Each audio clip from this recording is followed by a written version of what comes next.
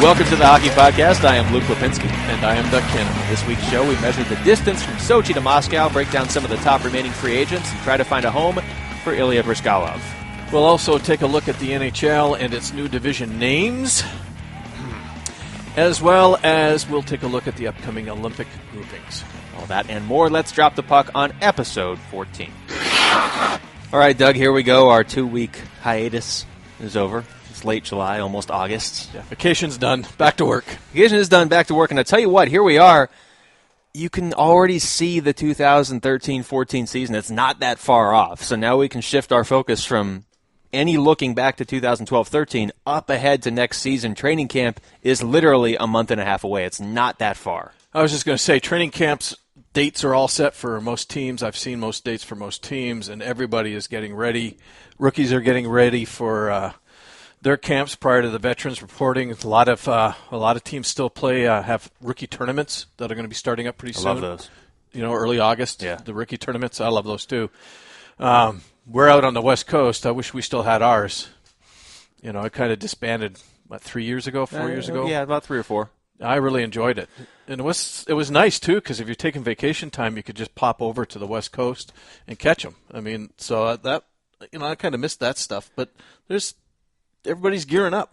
Well, I mean, this is the best part about the NHL now is it's almost a full year-round event. I mean, it's almost a 12-month thing. If there's going to be a slow part to the NHL season and / off-season, it's going to be July. The middle of July. Yeah, I mean, the beginning you have free agency, but now here we are. It's practically August. I'm just going to go ahead and round up to August. Just knock out the next few days. So, yeah, as you mentioned, you've got the rookie camps, the rookie tournaments. You've got training camp starting in September, preseason, and then the NHL season starts up. So we're going to get more into the new season. The new schedule came out since the last time we did this podcast. Mm-hmm. A couple of things have happened since the last time we did this podcast, though, and one of them is the Olympics. NHL players are going. I don't think this is necessarily a shock, but at the same time, it kind of came down to the 24th, 25th hour. Amazing. It took so long for it to come together. I'm not a lawyer, but the first thing that popped into my mind, there had to be problems with the NHLPA and insurance, because it's in Russia, but it's not in a very common location. No, it is not. We just looked at the map before we did this, doing a little pre-show research. I thought Sochi was maybe not a suburb of Moscow, but certainly, within, if you fly over to Moscow, you get there within a couple hours. No, it's... right, between games, if I want to go to Moscow and check out the sites, well, you can if you got a 19-hour drive and you don't mind driving for 19 hours from Sochi to Moscow. Look, I know they never put the Olympics in the biggest city. Like, it's not like the Olympics are in New York City when they were here, or they weren't in Toronto when they were in Vancouver. Yeah, that's kind of raining on my point, so I skipped over that. But you know what I mean. It's Salt Lake City is maybe the Sochi of the U.S. I don't know. But there's other cities between like... Poor Utah, man. They're like, wait a minute. But like when it was in Finland, it was in Lillehammer. It wasn't in Helsinki. It's never it wasn't 20 hours away from No, I understand. I mean, we were looking at the map. It's almost closer to India than it is to Moscow. It's 2 hours away from Turkey. So anyway, that's where Get these guys a rowboat and go across the southeast corner of the Black Sea, and you're in Turkey. I don't think you can row across the Black Sea for any number of reasons. Okay, so enough poking fun at the IIHF. The other day I had to find out where Sochi was, and I looked, and I'm like, you got to be kidding me. It's in the middle of nowhere, Russia. Yeah, well, I love the Olympics. I love the Winter Olympics more, right. And obviously hockey is the crown of all that for me for the Winter Olympics.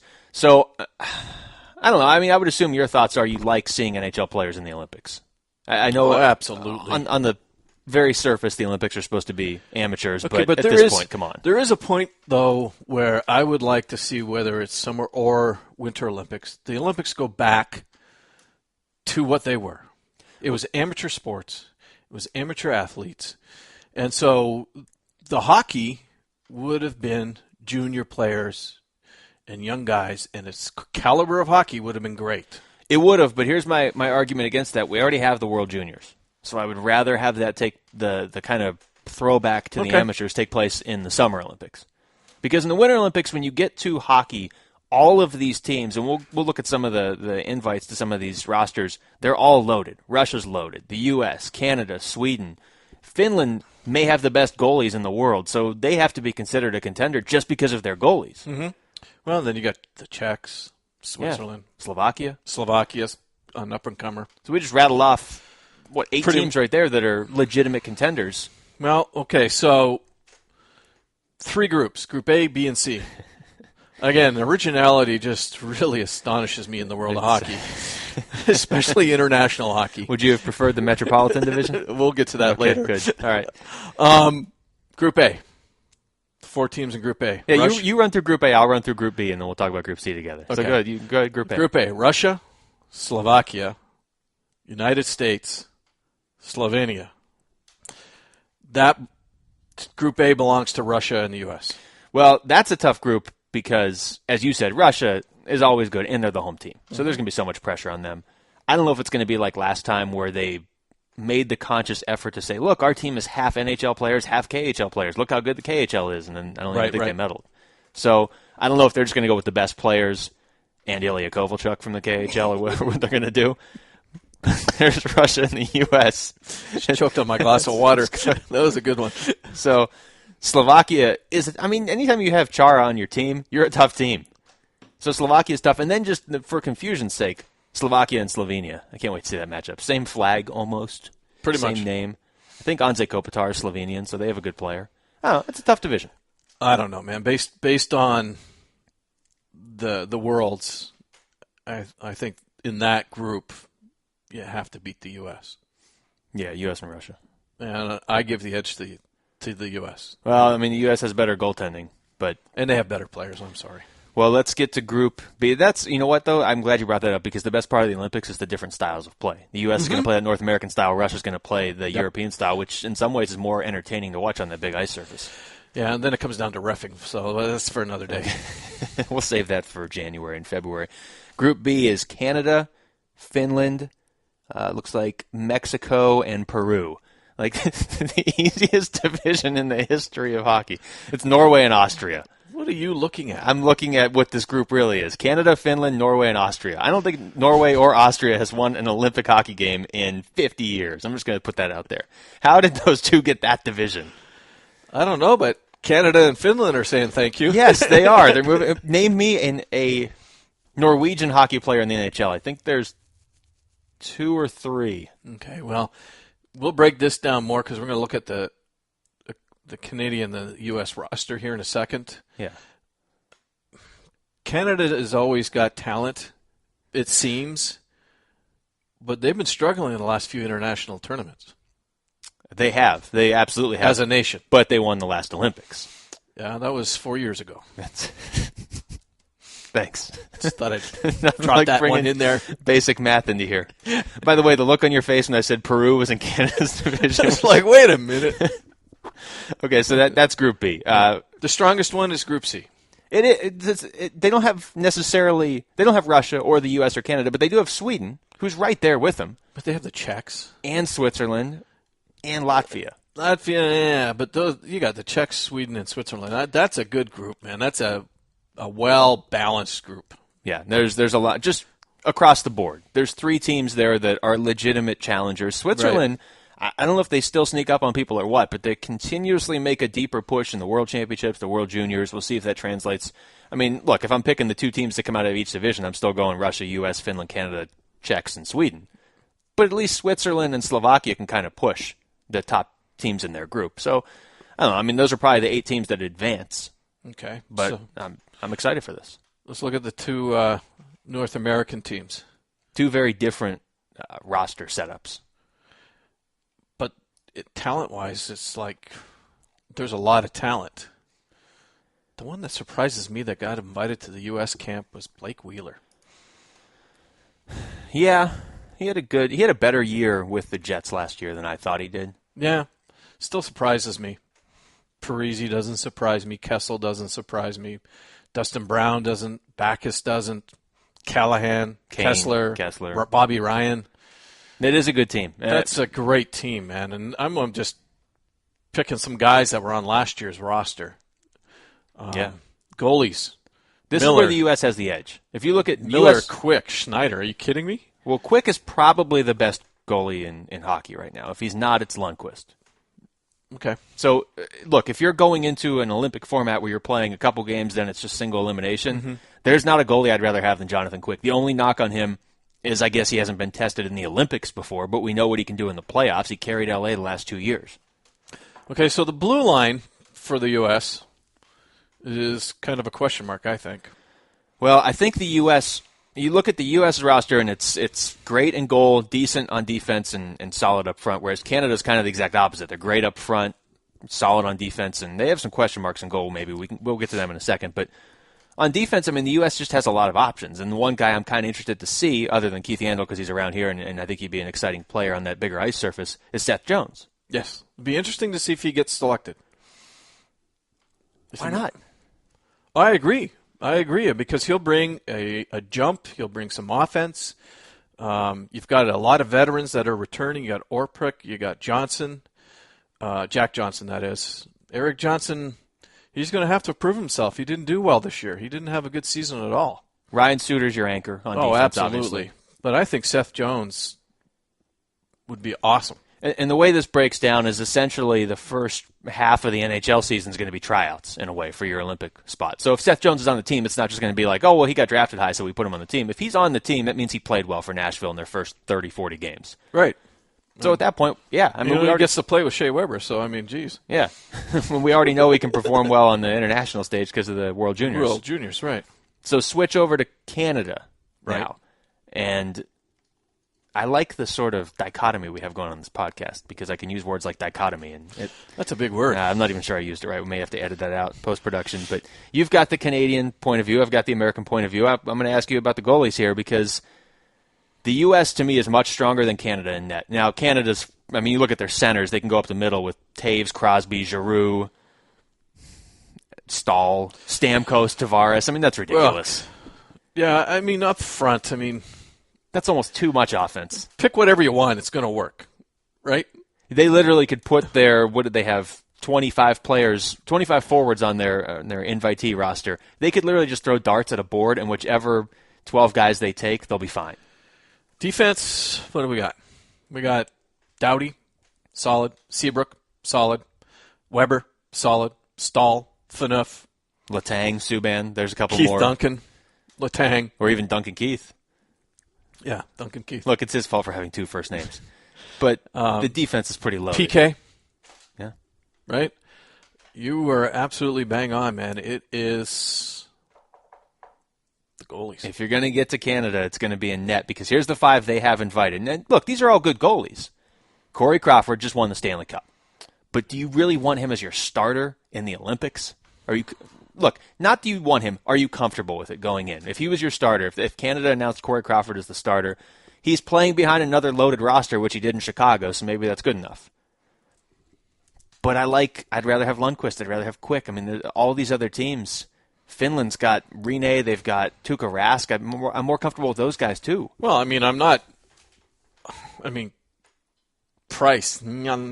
Price is so up and down. Holtby. No, I mean, I think you can take those. I think the three strongest out of the five are Crawford, Smith, and Luongo. And if I was going to number them 1, 2, 3, I'd probably go Crawford, Smith, Luongo. So, yeah, it's Mike Smith, Roberto Luongo, and we'll get to this later in the show, but the top 30 goalie list was released by Yahoo earlier this week. And if you go by their list, of those five players, Mike Smith is your starter. I don't see that. I don't see that either because Luongo's been the starter. And I'm basing it, too, on his performance in the last Worlds. Okay. But Luongo was the starting goalie when they won the gold medal last time, so I would assume this is his job to lose. Yeah, I mean, they got to earn it. I just think it's great that Roberto Luongo has to look over his shoulder again while he's playing goal in Canada because I was going to miss that this year when he didn't have Corey Schneider back there. So those are the two main rosters, and we'll look at the other ones as we get closer to the actual Olympics, but I'm interested to see how Russia responds to the pressure. I can only imagine what it is that's on them at home. Sochi is technically still in the country of Russia. Next week we'll look at a couple of the main European teams. So I think it's, but I'm interested to see how they respond. Anyway, that's the Olympics. That's coming up. The groupings, whatever. I mean, the groups are the groups. You're either going to win or you're not. It doesn't really matter who you're around, but I just thought it was interesting when I saw Canada and Mexico. Yes, Mexico. Mexican hockey at its finest. You're tuned into the Hockey Podcast. Follow us on Twitter at Hockey Podcast for even more hockey news. Hashtag do it.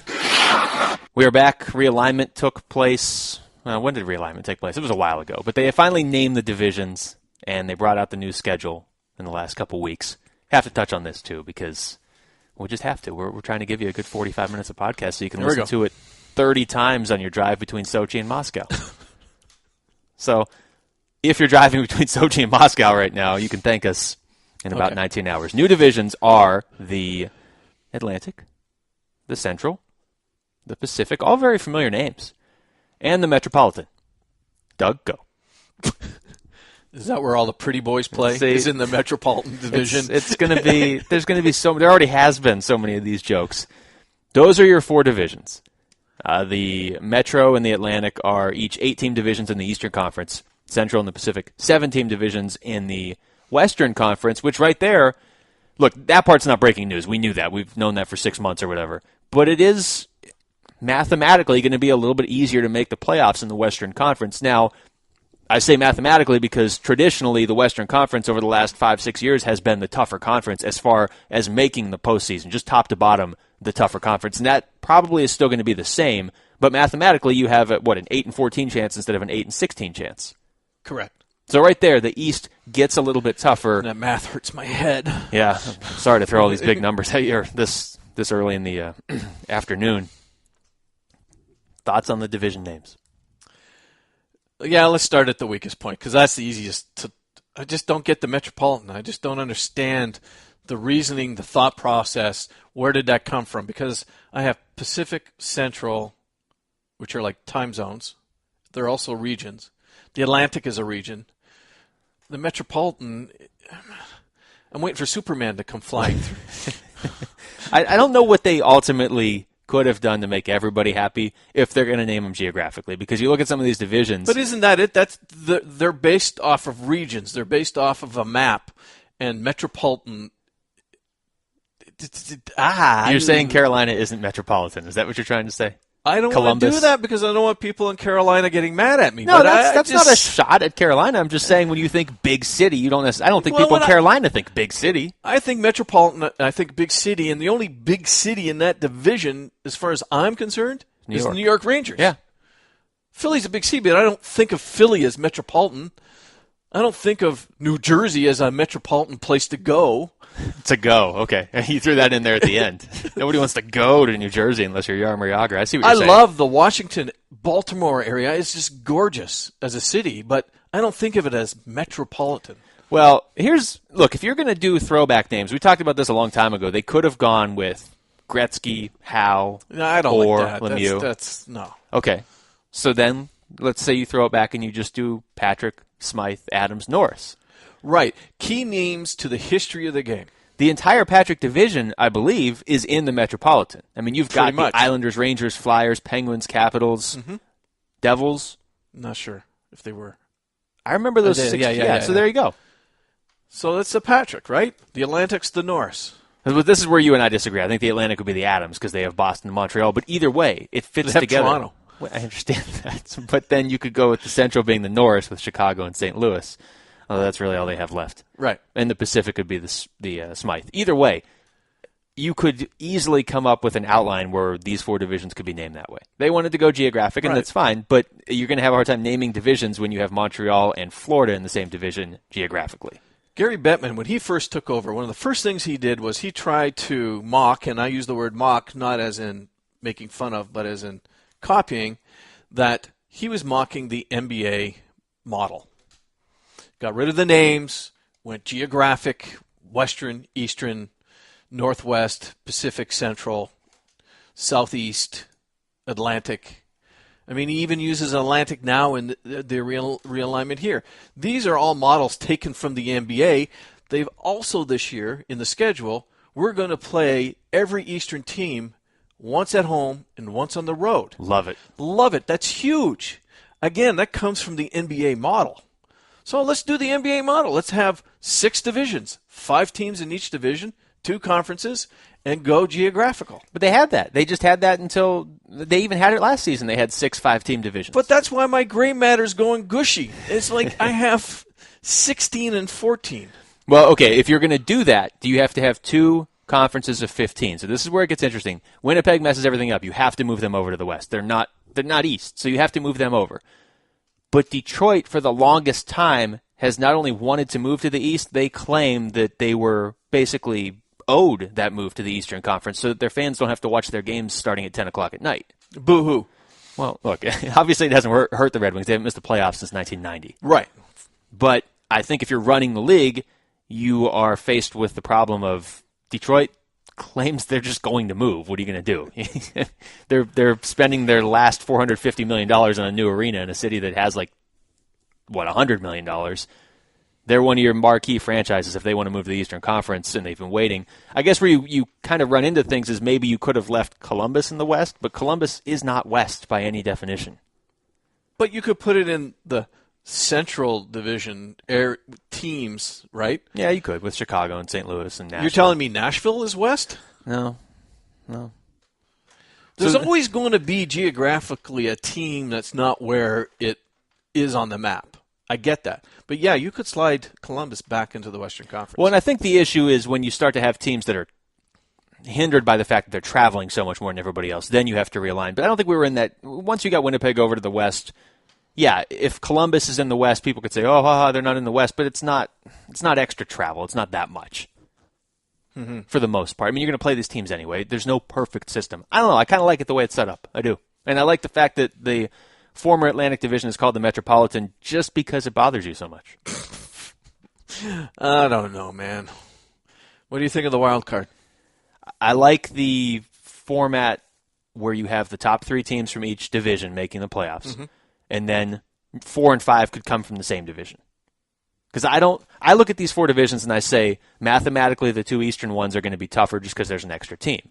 Right. So then you go over to the West. I think the Pacific is clearly harder than the Central. I think in the Central you have Chicago, you've got St. Louis, Nashville, Minnesota, maybe Dallas getting better, but there's a lot of weak teams. Just looking at this, haven't played a single game because the season hasn't started. I can see 5 teams coming out of the Pacific. I think they will. I think you're going to have from the Central. I think you're going to have Chicago, whatever, maybe Nashville and St. Louis, Minnesota knocking on the door. But from the Pacific, any of those teams, except Calgary, could make the playoffs. Absolutely. And so that's why you have to have that wild card in there. If you just go the top 8 teams from each conference, then why even have divisions? The best thing about it, though, is it's all based on merit. Yeah. And that part I like a lot. And the best division winner plays the worst wild card. I like that. I always had a problem with, I know they're going with the top teams in the divisions, but it always bugged me to look at a conference standing and see a team in 3rd place that's got 10 less points than the team that's in the 8th spot. Yeah, and it comes into play every year. Yeah, and it bothers me. So I like the whole fact that they're going to rely on merit. And so we'll get into these. We'll probably preview these divisions in the upcoming weeks. Like I said, we got about 6 weeks till the season. Okay, so while teams are getting ready for camp, and we've looked at the schedule and put our fingerprint on how we think it's going to play out, there's some roster spots that are still not filled. And there's some guys out there still looking for jobs before the season even starts. And I'm not talking little guys. I'm talking guys like Ilya Bryzgalov, Tim Thomas. Timo Solani hasn't decided what he's going to do yet. There's some names out there. Yeah, I would imagine if Solani comes back, he's just going right back to Anaheim. But I also would have thought that about Daniel Alfredsson 2 months ago. Right. And really, Alfredsson probably even had more ties to Ottawa because he had spent his whole career there. So who knows what happens. But yeah, ESPN put out their top 5 free agents that were available, and there's more than this. But Tim Thomas right on the top of that list. How about Mikhail Grabovski? I can't believe he hasn't been picked up. The only thing I can think of in the back of my head is his price tag. His price tag and the fact that other coaches saw his exit interview where he just trashed Randy Carlyle and used every Russian adjective he could find. Russian and English expletive and one just glorious interview that I want to make my ringtone on my phone. So those are 2 of your top guys. Brad Boyes is out there. Brendan Morrow, the longtime Dallas Stars captain. Damian Brunner, I don't know. Maybe I'm the only guy that sees something in this guy. Detroit, by all accounts, wants to keep him, but they have so much money tied up in their players, and they already have 1,000 forwards, so they can't. I get that the knock on him is that he's only played one NHL season. He's 27 years old, so he hasn't proven he can do it consistently over the long haul. He had a good playoff, dude. He did. 9 points, 14 games, 5 goals. Well, 26 points in a 44-game regular season for him. He missed a couple games because of injury, but and that was skating alongside Henrik Zetterberg, so that's got to be taken into account. But you figure he's probably going to want $3-ish million a year? You're telling me nobody wants him? He's young, too. Yeah. But how about another Detroit player that's just kind of floating around out there, and Danny Cleary? When you say Danny Cleary, I mean... You think Detroit. You think Detroit, you think success, right? And he's floating around at 2.8. He's only 34. He's not, like, super old. I mean, Edmonton. Yeah, they could use a guy like him. They could use a guy like him. He could be third, fourth-line wing, veteran presence. You know, they just, through free agency, grabbed up a bunch of veterans. I mean, he could really, really make a difference with those young, hungry, aggressive forwards that they have. I mean, they have a lot of young talent up front.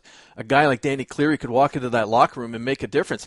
I was surprised when I saw his name still floating around. And that, I think, is why Brenner's out there, because both of these guys seem to want to come back to Detroit. Detroit wants them both back, but they don't have any room. Right. They're going to have 15 forwards before they get to these two guys. So what about Dallas for Cleary? I mean, you've got Jim Nill down there. He's already kind of pulling the Detroit ties down to Dallas. He would fit there. Another place he would fit would be Detroit, because they don't have a guy like him up front anymore. And then I'm just going to toss this one out because I like him. I like him a lot. Oh, jeez. Okay. Hal Gill. Yeah, somebody will scoop him up. Dude's a beast. A big defenseman, somebody's going to scoop him up. It's going to happen. How does he not get a job? He'll get one. He's got to get one. Be price tag. But going back to Brizgalov really quick. Okay. And there was all this talk at the end of last year. Philadelphia was done with him. I don't know why. I mean, not making the playoffs and all. And that wasn't all his fault, but whatever. His agent at the time was like, we've got at least a half dozen NHL teams that want to sign him. Well, here we are. It's July 28th. The only team that's made him an offer is an expansion team in the KHL. I think Ilya kind of hurt himself with the way he handles the media, the way he pretends to be an airhead and cosmic in his thinking and stuff. And we all laugh at it.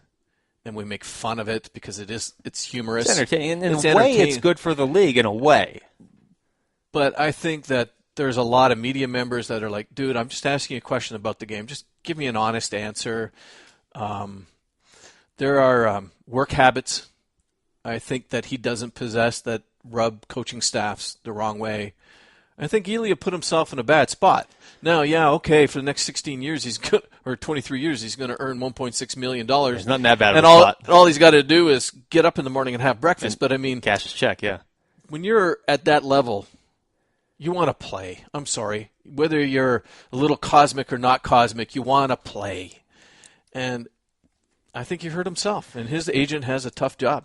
It's a weird situation because, I mean, I've dealt with him before. I think that the problem that you get into with him is that when you have those sort of antics and those shenanigans in the locker room, it's funny to the fans. Shenanigans! I like that word. It's up there with cosmic. And brouhaha. That's one of my other favorite words. But anyways, those sort of shenanigans in the locker room are, they're funny for the fans. Whatever, the media makes in some ways life easier and more entertaining for the media.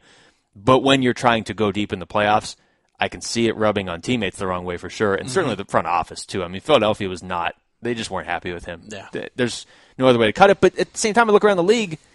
You're telling me Calgary couldn't use Ilya Brizgalov? Has the potential to be a very good regular season goalie. He was a Vezina finalist a few years ago. 5.6. Yeah. All right. You got to find a way to swallow that pill. Yeah, and maybe that's not worth it. I mean, that's what we've got to find out. So now he's looking at the KHL, and he's looking at nobody there wants the KHL. So I don't know what's going to happen. It's an odd Poor story. Ilya. Maybe you can find some Tigers. You're listening to The Hockey Podcast. Feel free to email comments or questions to the show at our email address, thehockeypodcast@gmail.com. News and notes. Let's start with the top 30 starting goalies in the NHL as ranked by Sam McCaig of Yahoo Sports. Interesting list. Are they paying for that advertisement? I think they should. I'll give it to him. Okay. Free advertising. Top 30 goalies, he ranked them. He basically took the top 30 starters. Yep. So coming in at number 30 is Kerry Ramo. I'm just going to throw that out there because I don't know. I have nothing against Calgary. I'd like to see them have some success again. I don't know how they're going to have any success this year. 82-game season, over-under on wins for Calgary. Give me a number. Oof. 23? Oh, come on. They can do better than that. They can, but will they? Yeah. 28? No. I say 36. 36 wins for Calgary? Yeah. I will take that bet. I will give 36 wins. I will give you $1 million if they win 36 games next year. Not just, you understand, I'm not going over the next 5 years, just next year. Just next year. All right. If only there was some way to record this and keep it on record. So anyway, Kerry Ramos, number 30 on the list. Couple guys, I don't know how you want to do this, but number 1 is Jonathan Quick. I don't have a problem with that. Number 2 is Henrik Lundqvist. I think those two are clearly the top 2 goalies. The flip-flop. You want to flip them? No, I say you can flip them. Okay. Henrik could be 1, Jonathan could be 2, but I'm okay with Jonathan 1, Henrik at 2. I don't disagree with him. Let's put it this way. The Rangers and the Kings are in it going into every season, and those are the best players on each team. No, I agree. So rounding out the top 5, Pekka Rinne is 3rd. Tuukka Rask, what a run that guy's been on. He's number 4. Yeah. Sergei Bobrovsky is number 5. And look, when you have lists like this, you can look at it a lot of different ways. You can say, who are the best 30 right now? You can say, if you're building your team around a goalie, which put those 30 in order, and I think it would be a different list. But if you're going right now, yeah, Tuukka Rask just led his team almost to the Stanley Cup. Bobrovsky won the Vezina. Interesting to me. Okay, well, let's look at Sam's comments because you're going to, especially if you're a Blue Jackets fan, Yeah. you're going, well, how can Sergei Bobrovsky be 5? He won the Vezina. I'm going to quote Sam because I think his comment and the way he justified where he put him makes a lot. A big surprise as the Blue Jackets goalie keyed Columbus's rise to respectability and claimed the Vezina trophy. Now, to do it all over again and prove it wasn't a freak occurrence. That's a solid comment because he's right. Bobrovsky had a great season. He won, but he's got to do it more than just once. Yeah, I think the way He doesn't have to win the Vezina again. No. He's just got to have a good, solid season to say, yes, I'm the goalie that you just saw. If I'm the Columbus Blue Jackets fan base, I'm excited that I have a player in the top 5. Absolutely. That's the way I'm looking at it. And the way I read this list is going into this season, if you were just doing a draft for this season, which goalie would be first off the board? It would be Quick and then Lundqvist. And so the way he did it is he has Bobrovsky number 5. I don't necessarily agree with all these, but it's just interesting to me at the top 5, you have an American, a Swedish player, 2 Finnish players, and a Russian player. You don't even have a Canadian goalie in the top 5, which goes back to our point on the Olympics. Exactly. You have one at number 6, Mike Smith. And again, this is a guy that 2 years ago basically did what Bobrovsky did, except he took his team to the playoffs. And in the playoffs was a huge reason why they went to the Western Conference Final.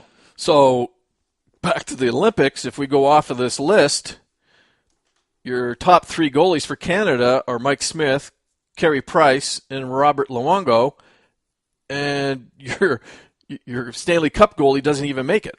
It's true. He's at number 11. And there's a couple interesting players here. To me, Corey Schneider at 13. Yeah, that's kind of low. Low as in you think he should be higher on the list or lower on the list? Because he's not even the starter yet in New Jersey. Good point. He's got to win it. There is a guy named Martin Brodeur. Yeah, there's that guy. He's been decent before. Yeah. I mean, if this is a list right now of the top 30 goalies in the NHL right now, Brodeur is number 1. Yeah. So I found Schneider at 13 interesting. I found Ryan Miller at 16 interesting. I don't know what happened I'm to that guy. surprised he put Schneider as the starting goalie, though. Let's call him. Is the email on here? We'll have to talk to him. Jimmy because Howard. I know they signed him, but I mean, does that automatically say Martin Brodeur? I picture Martin Brodeur reading this list and throwing his laptop across the room. Yeah, it's like, no, Mr. Schneider, you're coming to New Jersey to try to take it from me. Well, I think if anything, you're coming to spot start for Brodeur when he's tired or when he's hurt. Absolutely. And you're taking over next year. Yeah. So Schneider's such a weird goalie because he's been good when he's played, but he was in such an odd situation in Vancouver. You don't know what to make of him. Yep. And now he's in the same situation in New Jersey. So halfway down to 30, you got Ryan Miller and Jimmy Howard. Yeah. I'm surprised Jimmy Howard's not higher. A 2.14 goals against average over the last 2 years. I know it's like when Chris Osgood was good in Detroit. Nobody believed it because they just assumed it was the team in front of him. Brian Elliott at 19 doesn't surprise me. Elliott and Halat, they struggled last year. and they platooned a lot, and they were hurt a lot, and they ruined my fantasy hockey team. I knew that's where this was headed. They just signed Jake Allen this past week, so he's going to be the starter in 2 years or 2 or 3 years anyway. I mean, that was the best tandem going into the last season. You were so proud of yourself. I was like, come on. Well, let's get the bottom third of this list are mostly. Look at who's 20. Canada's other camp invitee. Braden Holtby. So the bottom third of this list are it's mostly made up of guys who kind of are unproven. It's your Jacob Markstrom, a guy who could be moving up in Florida. Ben Bishop, does he take the job in Tampa? Semyon Varlamov, Devin Dubnyk. And then at number 22, your buddy, Stanley Cup winner, Marc-Andre Fleury. How much has he fallen in the last couple of years? He's struggled, dude. I mean, his last 2 seasons have been Well, you don't want him in the playoffs. You're not going to win with him in the playoffs. No, his backup proved that this year. Mm-hmm. Regular season, he was fine last year. If this was a list of fantasy hockey goalies, you're taking Fleury a lot earlier than 22 because he's going to get you wins. Yeah. But if you're in a playoff pool, you're not touching him. No. So I don't know, an interesting list. And I almost want to save it and then see what the list looks like next year, or almost have us make our own list midway through the season and see how right Mr. Sam McCaig was. It's funny Steve Mason's down there, with Philly. I don't know what the Flyers are doing, and is he really going to be the starter over Ray Emery? I don't see that happen. Ray Emery's record last year with Chicago, 17-1. The thing I like about Ray Emery is when he started in Ottawa, and he got himself in all that hot water, went over to Europe, just played his game, came back, just kept his mouth shut, kept his nose clean, and he'll be the number 1 guy in Philly. Well, look, at Chicago last year, again, I feel like everybody just kind of looks past Corey Crawford. Let's just say he wasn't able to go past the first round last year, and Ray Emery's the goalie. They still win the Stanley Cup. I agree. So if I'm Philadelphia, If I'm Philadelphia, I'm going to make the wrong choice in goal. So I guess Steve Mason would be my starter. So never mind. If I were a different team with those 2 goalies, I would put Ray Emery as my starter. Yeah. All right. Okay, so let's talk about some old-timers. Mr. Yager. Yager to New Jersey, his 7th NHL team. It's a lot of NHL teams. What do you think of it? I think it makes sense for New Jersey because they need somebody that fans are going to come out to see. Okay, let's look at it from another angle. What do you think about him bouncing around, taking jobs? I don't like it. I mean, you know I'm a Penguins fan, and he was going to go down as one of the best Penguins of all time. He still will. He still will. But I like to see players stay on the same team, either their whole career, or if they're going to change, they change 6 or 7 years in, and they basically have 2 careers with a couple teams. Even 3 teams is fine. But the last 3 years, he's been on, 3 or 4 different teams. Well, that's my point. I don't deny him wanting to play and to continue to play. If you can do it, God bless you, go do it. My problem is he's not helping anybody. It's a year here, a year there, a year here. It's like, give me 3 years. Prove that you're going to be something to the team in the regular season, something to the team in the playoffs if they make the playoffs. Bouncing from team to team every single year, all you're doing is taking up a roster spot that I think a younger player deserves. Except in New Jersey where they don't have any players left. But yeah, I see what you're saying. But you understand what I'm saying? It's just that all this bounce. Come on, there's got to be an AHL affiliate, AHL player that deserves a chance. Well, I mean, the other way to look at this is if you're bouncing around because you I want to anger everybody in Ottawa, but if you're Daniel Alfredsson, you've never won the Stanley Cup, and you think you have 1 year left, and you, for whatever, you feel like Detroit gives you a better chance. Ray Bourque did it. Yeah, Ray Bourque did it, and under better circumstances because the Bruins were like, look, we know we can't help you. Right. We want to get you on a team. I get that more than Yager, who won it the first 2 years he was in the NHL. His first 2 years, his rookie year, second year with Pittsburgh, he won the Stanley Cup. I do not believe he's won it since. He hasn't. And now he's just bouncing from team to team. He's not going to win the Stanley Cup in New Jersey. He just wants to play. Well, I say it over and over again. It doesn't matter what day we record this podcast. I say it over and over again. Guys that play hockey just want to play. They love the game that much. But he could have stuck with any of these teams. I mean, look at his career. Well, he could have stayed in Europe, too. True. 90 to 2001, he's a Penguin. So there, he has a legacy in Pittsburgh. But again, he goes to Washington. That's fine. He could build a second legacy in Washington. He's there for 2.5 years. He goes to the Rangers. Then 2008, he leaves, disappears over to Europe for, 3-4 years. Okay. At that point, I think he was viewed as a different player than now. He comes back, Philadelphia for a year, Boston half a year, Dallas half a year, and now New Jersey. It's just weird. Yeah, it's what he's doing just doesn't feel comfortable to me. So, staying with New Jersey, they bring in Jágr after Ilya leaves. Yeah, and they needed Ilya Kovalchuk, and I don't know the specifics on this, but I do know that when they brought Ilya Kovalchuk in, they signed him that long deal. Mm-hmm. Which was reaping with controversy. Well, yeah, and they have to give up a first-round pick 1 of 3 years. Right. So the first year was 2 years ago when they had the 29th pick, and they didn't do it that year. Why wouldn't you give it up when you have the 29th pick? It's not going to get any worse than that unless you win the Stanley Cup, and it's going to drop by 1 pick. So last year they had a fairly high pick, and I'm assuming this upcoming year they're going to have a top 5 pick. And I think they still have to give that pick up. You might be right.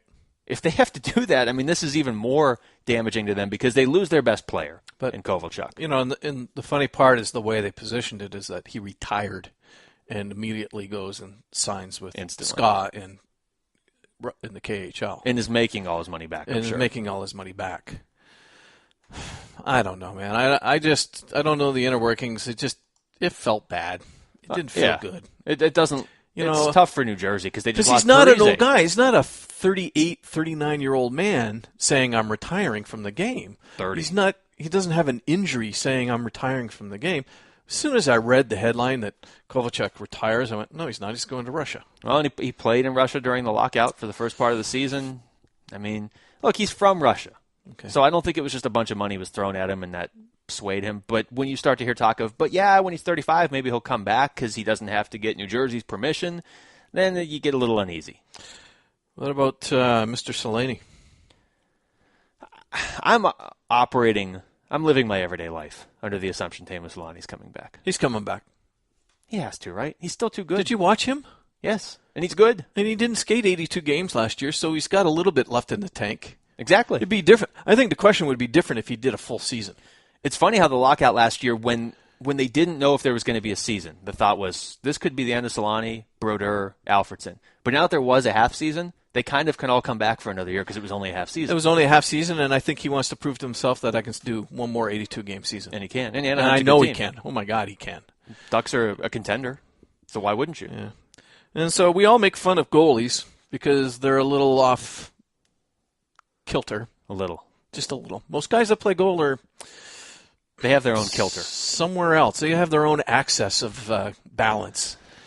So what do you think of Luongo saying he wasn't going to go to report to camp? I mean, did he ever actually... I don't know. Okay. So the Luongo situation, in a nutshell, is they trade Corey Schneider away. So now Luongo is your starter again after you told him for it's your team, buddy. Years. Yeah. It's all yours. After a year ago, you said, we're getting rid of you. Corey Schneider's our starter. Now you're our starter again, and we have you signed for 9 more years. And then he fires his agent. So then it's like, all right, well, your agent's not negotiating anything for another 9 years. What are you doing? So that's where the speculation came out that is he even going to play? It comes out late last week that he is fully intending to report to Canucks camp, which is good. And we always make fun of the Canucks in situations like this and their fans because they overreact.